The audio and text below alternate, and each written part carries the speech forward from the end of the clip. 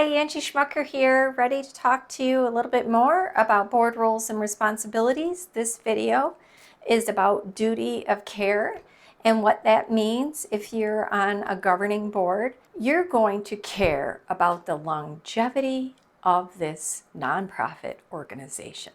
So if you're caring about the longevity, you're caring about every decision, every conversation, every meeting, everything that comes along. That means you read the emails.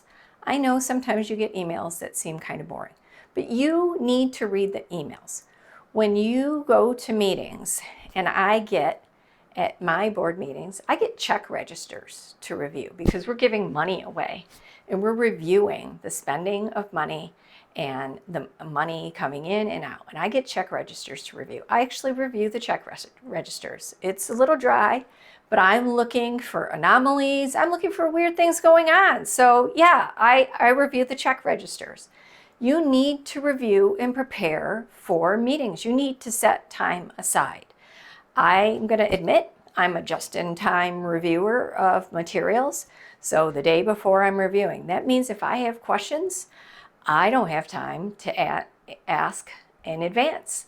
So I better review. If I'm going to review the day before, if I have questions that I want the whole world to see, that I want everyone to know that I had a question about something that I didn't understand, I have to ask it at the meeting. And sometimes the questions are good to share at the meeting. Take the time to review the materials. It means that I'm going to ask questions at meetings, that I'm going to be part of the conversation, that when there's a vote, I'm going to be an informed voter, that I'm going to engage in meetings. And you know, sometimes when I've started a new job, and this is a new job, when I've started a new job, I'm quiet in the first couple of meetings. I'm observing. Well, this is a little different. You might have only a 3-year term, and you might only have quarterly meetings. You need to participate in meetings. You need to read. You need to ask questions. You need to, you can frame your question and say, hey, I'm the new gal. I'm the new guy here. I just want to ask what this means. And can you share a little history about why this is important? Why are we talking about this? You've got some resources for the organization that you care about, right? Every organization has resources. We've got the people. We've got the financials. We even have time and how time is spent. The only person that reports to us is the CEO, but the CEO has resources. And does the CEO have enough staff and resources to do his or her job? So you want to be able to manage those resources for the future. One of the things you're going to have to do is review the budget every year and review budget and financial reports. So you want to manage the financials, and you want to manage and monitor financial risks and understand what's going on. That's why I get a check register to review at every meeting, and why we get grant reports. So we take a look at the grants that are being made. You want to look at that budget and financial projections. Are they raising the money they thought they were going to raise? Are the events that are going on, are the sponsorships coming in the way they thought? Have they sold the tickets that they expect to sell? Are they giving too much money away to families that they support, or not enough to families? What are the key metrics for the organization, and how are they doing against them? Let's talk about the staff.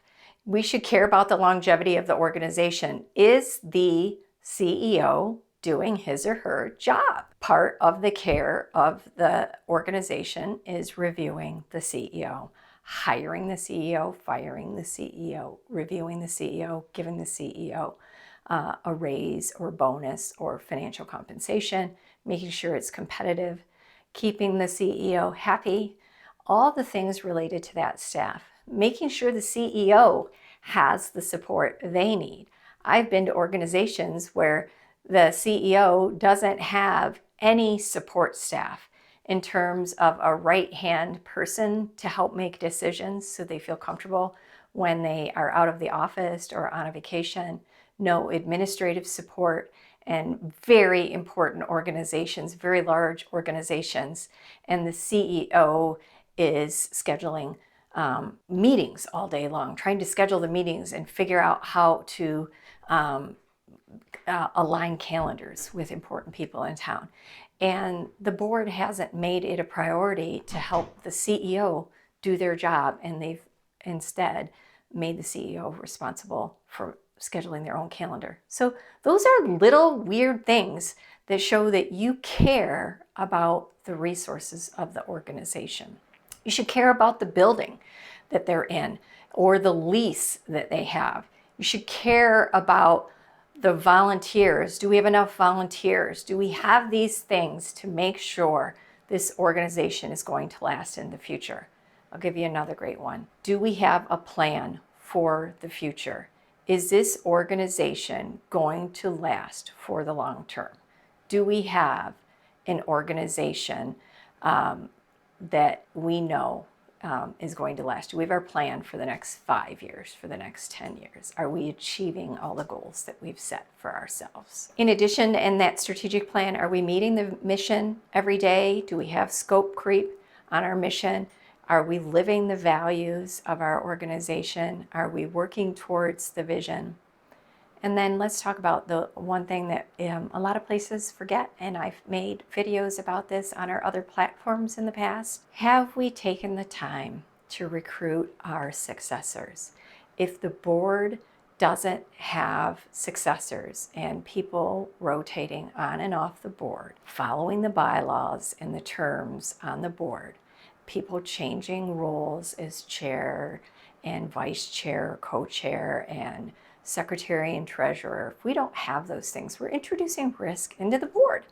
And the board needs to have people coming onto the board, and we need to take the opportunity to step down. We can come back, we can take different roles, we can go on to advisory boards, we can volunteer in different ways, we can always be a donor. We can be an advisor to the CEO in special areas, but the board needs to constantly be attended to as well. If we don't, we're introducing risk. So that's a little bit about duty of care. Really critical role is caring for the longevity, sustainability of this organization and the work that you need to do as a board member to make sure that your nonprofit lasts for the long term. Join us and check out the other videos that we have available related to the roles and responsibilities of board members at nonprofits. Thanks.